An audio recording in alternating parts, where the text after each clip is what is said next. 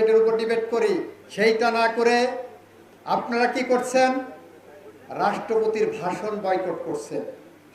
আরে ভাই, রাষ্ট্রপতির হাতে শপথ নিলেন, রাষ্ট্রপতি শপথ দিল, রাষ্ট্রপতির সংশোধনী মানছেন।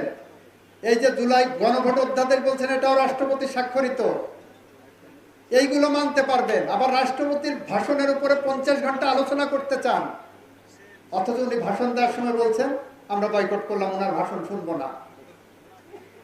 এইটা হলো জামাতি চরিত্র, এইটা হলো মুনাফিকি চরিত্র।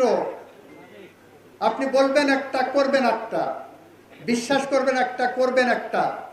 জুলাই সনদ বলতে বলতে মুখে ফেনা উঠে গেছে আপনাদের। জুলাই সনদের 22 নম্বর ক্লজে লেখা আছে যে জুলাই সনদ স্বাক্ষরের পরবর্তী সাধারণ নির্বাচনে রাজনৈতিক দলগুলো, স্বাক্ষরকারী রাজনৈতিক দলগুলো কমপক্ষে 5% মহিলা থেকে প্রার্থী করবে। বিএনপি করেছে প্রায় 5% পারেনি।